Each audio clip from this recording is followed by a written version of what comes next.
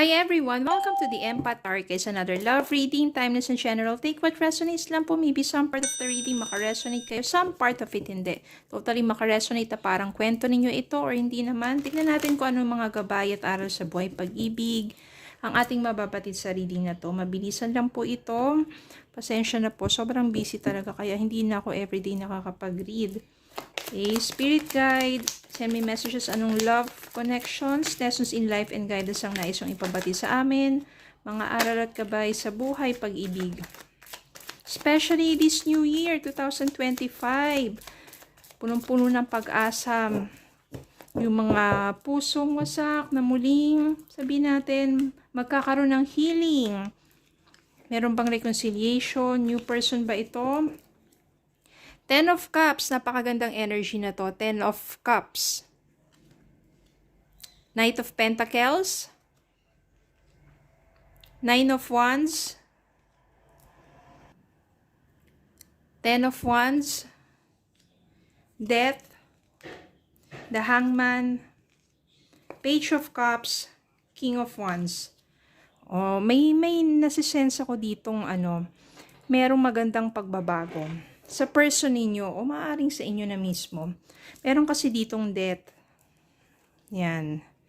Pero bago yun, silipin natin. Meron ditong 10 of Wands and 9 of Wands. 10 of Wands and 9 of Wands dito, medyo mabigat to. Kasi yung 9 of Wands dito is parang pinilit mong ipaglaban yung relationship ninyo kahit sobrang bigat na. Ibig sabihin yan, napakiramdam mo parang ikaw lang yung nag-e-effort dun sa inyo. Ikaw lang yung mas nagmamahal sa inyong dalawa. Kahit anong mga struggle, pinilit mo na mabuo ulit, pinilit mo na bumalik yun sa simula na yung kung saan nandun yung understanding, nandun yung sabihin natin yung sweetness, diba? Pero nang tumagal kasi ang inyong relasyon, nandun na palagi na nag-aaway, hindi na nagkakasundo at naging mabigat na. Marami na kayong pagtatalo. Kaya naman siguro nagpakalayo-layo ka, ikaw na mismo yung umalis sa relasyon na yan, ikaw mismo yung lumayo, iniwan mo yung person mo na yan. Kung hindi naman at ikaw yung iniwan ng person mo, parang lumipas na lang yung panahon, no? You keep on fighting pero wala, hindi na nagbago. Maaring puro bisyo, palagi mainitin ang ulo, hindi na kayo nagkaayos pa hanggang tuluyan ng nagkalayo. Ang maganda dito, sa mga panahon ng iyong paghihintay, nandoon yung proseso. Tandaan po natin na kapag kayo ay nagkalayo ng person mo, hindi mo man alam kung ano na yung nangyayari sa buhay niya, merong mga proseso yan. Sa'yo may process yan, process of acceptance, process of healing, and process of, sabihin natin, standing up again. Kung nalugmok ka, muli kang babangon. Sa person mo naman, may process din yan. Yung sa panahon ng paghihintay mo, sabi nga, trust the process. Kasi, maaaring marami yung pagdadaanan sa buhay niya na kung saan marirealize niya yung mga pagkakamali niya para magbago siya, para mas maging mabuting tao siya. At yun ang nangyari dito. Trust the process, na dito yung death card, ibig sabihin, namatay na yung dating masamang hindi magagandang pag-uugali o mga bisyo na yon. Namatay na yung dating hindi magagandang, sabihin natin na karakter ng pagkatao ng person mo. Dahil nabuhay na muli ang isang panibagong pagkatao na kung saan punong-puno ng pag-asa at pagiging positibo. Yung pagbabago na yun is yung change for the better. That transformation. Kaya I can sense here na 2025, there will be more transformation sa inyo, sa person ninyo.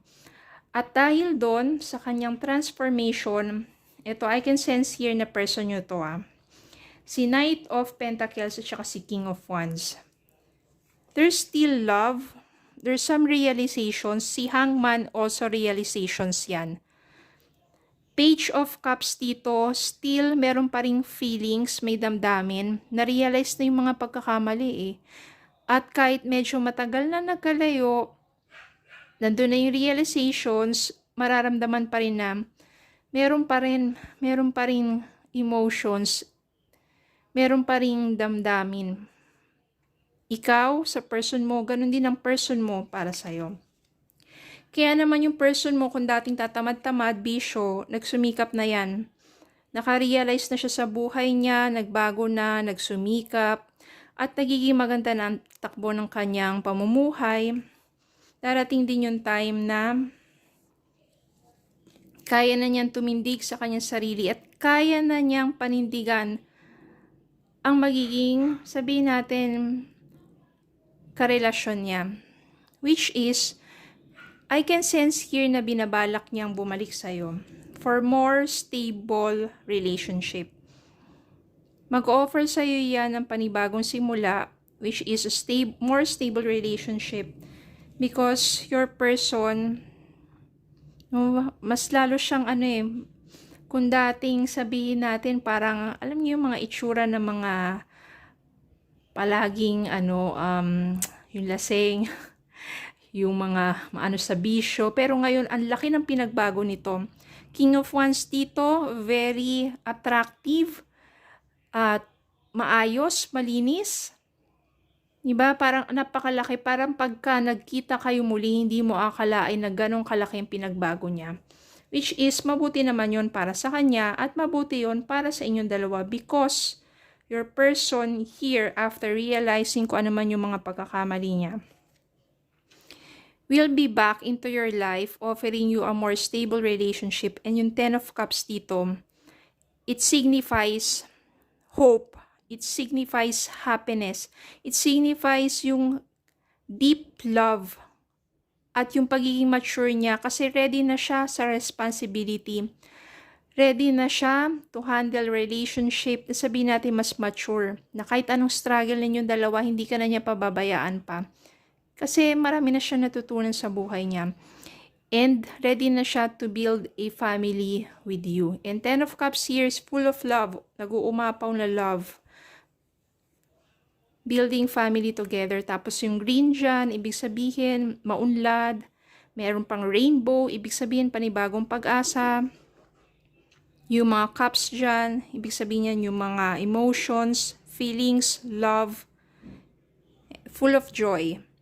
Okay, so wag tayong mawala ng pag-asa. Sabihin, wala ng pag-asa, hindi na magbabago yun. Malay mo naman, merong proseso sa buhay ng person mo na kung saan, parang pinitik siya ni Lord para matuto siya. Doon siya makaka-realize para makapagbago. Huwag niyo siyang try na baguhin. Hayaan niyo, trust the process, trust God na baguhin siya.